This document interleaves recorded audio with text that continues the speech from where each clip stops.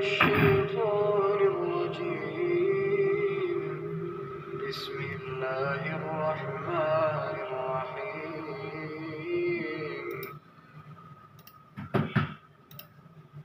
إن الذين يكتمون ما أنزل الله من الكتاب ويشترون به ثمنا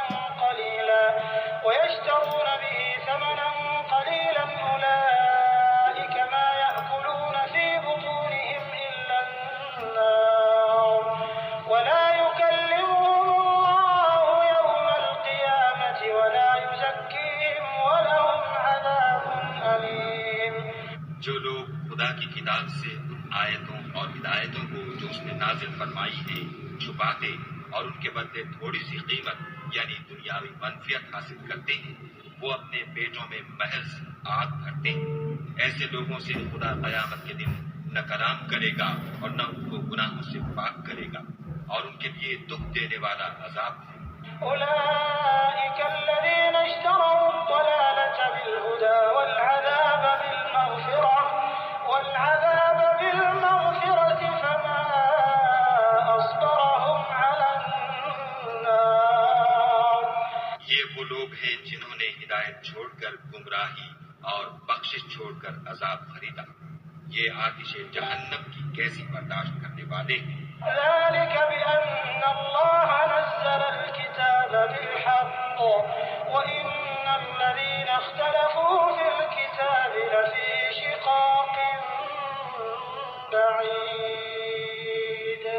یہ اس لیے کہ خدا نے کتاب سچائی کے ساتھ نازل فرمائی، اور جن لوگوں نے اس کتاب میں اختلاف کیا وہ ضد میں آ کر نیکی سے دور ہو گئے.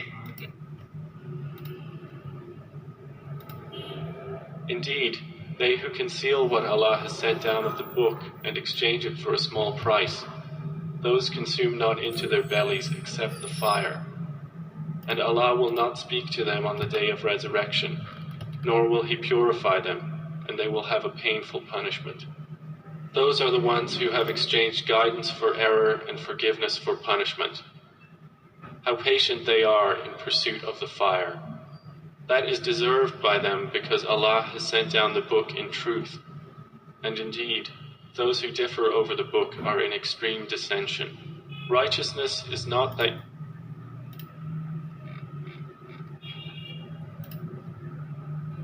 事实上，那些隐藏真主所降世的经典并以小价交换的人，除了火之外，他们不会吃进肚子里。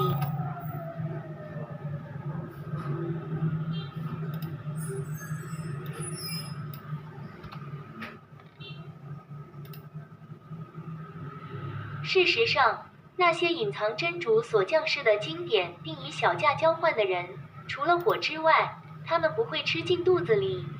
安拉在复活日不会对他们说话，也不会净化他们，他们将受到痛苦的惩罚。174，这些人以指导换取错误，以宽恕换取惩罚。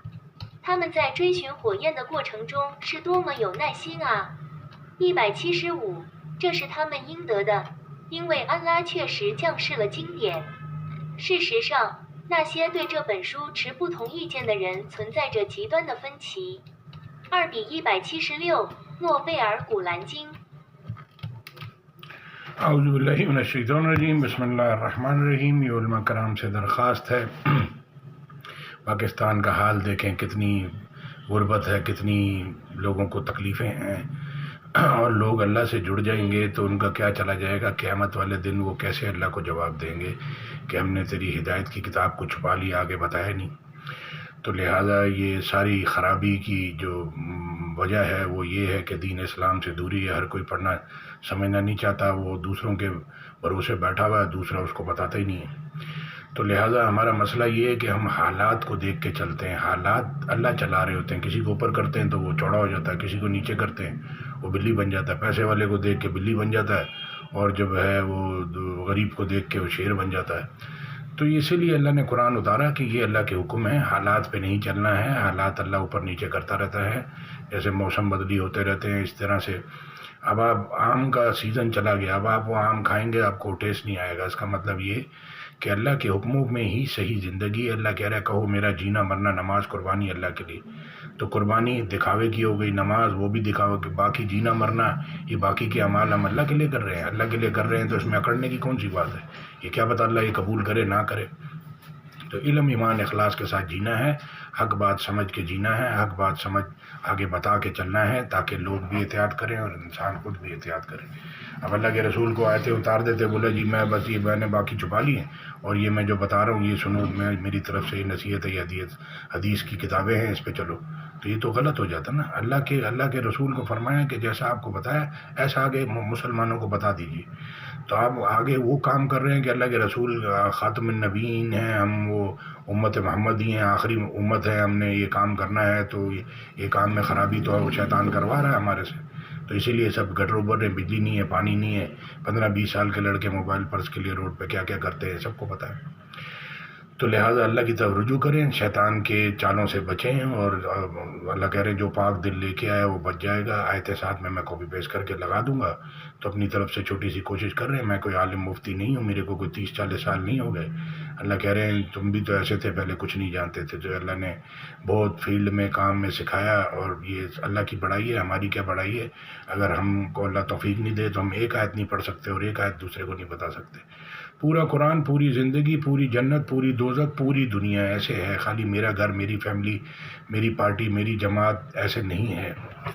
جزاک اللہ خیر۔ السلام علیکم ورحمۃ اللہ۔ اللہ بہت بڑے ہیں اور اللہ کے حکم ہمارے لیے جنت کا راستہ دکھانے کے لیے اللہ نے بتائے ہیں۔ جو سنے گا سمجھے گا اس پہ چلنے کی کوشش کرے گا ٹھیک ہے، نہیں کرے گا تو وہ جانے، اللہ جانے۔ ہم نے کسی کا حساب نہیں کرنا، نہ لوگوں نے ہمارا حساب کرنا ہے۔ جزاک اللہ خیر۔ السلام علیکم ورحمۃ اللہ۔ تو حالات پہ نہیں چلنا، حالات آگے چوڑے ہو گئے اور کسی کو دیکھا ہے تو مسکین ہے اس کے اوپر چڑھ گئے، کسی کو دیکھا امیر ہے اس کے نیچے لگ گئے، ایسا نہیں کرنا ہے۔ یہ اللہ کے یعنی کہ شرک میں چلا جاتا ہے۔ جیسے یہ بھی ڈینم مارکیٹ میں، یہ ساری مارکیٹوں میں سیل والے کو بہت پیسے دیتے ہیں، باقی جو محنت کر رہا ہے اس کو کم دیتے ہیں، تو یہ شرک میں چلا جاتا ہے۔ اپنی لائف کو بیلنس کریں، اکاؤنٹس والے کو، فائنانس والے کو زیادہ پیسے دیتے ہیں، باقی جو محنت کر رہا ہے اس کو کم دیتے ہیں، تو یہ اکاؤنٹس میں یہ فائدہ نقصان دے کے نہیں چلنا کہ اس سے مجھے فائدہ نقصان سب اللہ کے پاس سے آ رہا ہے۔